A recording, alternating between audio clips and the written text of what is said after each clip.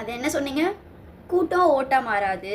Eiffel டவரையும் Paris பிரிட்ஜையும் தாஜ்மஹாலையும் எடுத்துகிட்டு வந்து ஷோகேஸ்க்கு வச்சா எப்படிடா கூட்டம் வராமல் இருக்கும்?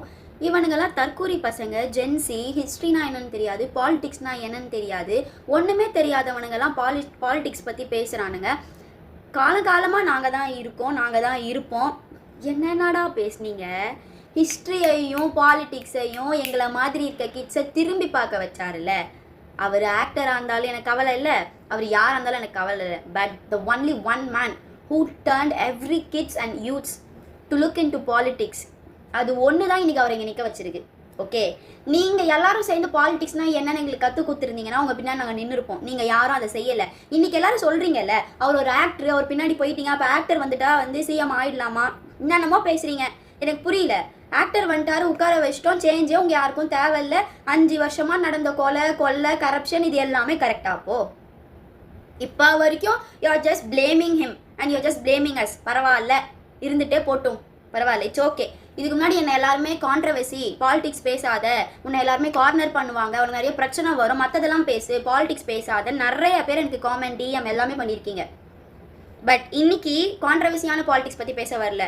தைரியமாக நியூவாக வந்திருக்க சிஎம்காக நான் ஓட் போட்டிருக்கேன். ஓகே, ஸோ அதனால தைரியமாக நான் பேச வந்திருக்கேன். It's all about our CM Joseph Vijay. என் கூட இருக்க நிறைய பேரே வந்து எதுக்கு இவருக்காக பேசணும், ஏன் வந்து அவருக்கு சப்போர்ட் பண்ணுற மாதிரி பேசுகிற, இவருக்கெல்லாம் என்ன தெரியும், பாலிடிக்ஸ் பேக்ரவுண்ட் இருக்கா, எந்த ஒரு இதுவுமே கிடையாது, அவர் பேசுகிற எந்த ஐடியாலஜிஸுமே ப்ராப்பராக கிடையாது, எதுக்குமே இறங்கி பேசலை. இதுக்கப்புறம் 5 வருஷம் அவர் தான் எல்லாத்துக்குமே பேச போகிறாரு, அதுதான் இம்பார்ட்டன்ட்டு. இதுக்கு முன்னாடி பேசுகிறாரு, பேசலைன்னா பேச விடலை, நிறைய கான்ட்ரவர்சி இருக்குது. இதெல்லாம் பேசினா என்ன சொல்வீங்க, ஸ்குரில் டேஷ் டேஷ் நிறையா பேசுவீங்க, அது நமக்கு தேவையில்லாது. இன்னொன்று, நான் வந்து விஜயோட க்ரஷ்ஷு, விஜய்க்கு லவ் அப்படியெல்லாம் நான் சொல்ல மாட்டேன்.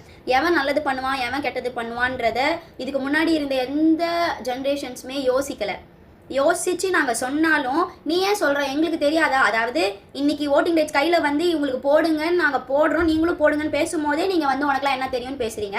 ஓட்டிங் ரைட்ஸே இல்லாமல் தப்பு கரெக்டை பற்றி பேசினா நீங்கள் என்ன சொல்வீங்க? அதே மாதிரி இவர் வந்து எந்த ஐடியாலஜிஸுமே ப்ராப்பராக வச்சில்ல, இவர் வந்து இதெல்லாம் செய்ய முடியுமா, பாசிபிளா, அப்படி இப்படி இப்படி இப்படி. எங்களை பொறுத்தளவுக்கு நான் ஒன்று சொல்லட்டுமா, இப்போது இம்ப்ரூவ்மெண்ட்காக நாங்கள் வந்து அவரை சூஸ் பண்ணலை. எங்களை பொறுத்தவரைக்கும் இருக்கிறத எங்ககிட்டே தக்க வச்சுக்கணும், பத்திரமா நாங்கள் இருக்கணும் அப்படின்றதுக்காக தான் ஃபஸ்ட்டு அவர் சூஸே பண்ணியிருக்கோம். அது வச்சு நீங்கள் எல்லாரும் புரிஞ்சுக்கோங்க.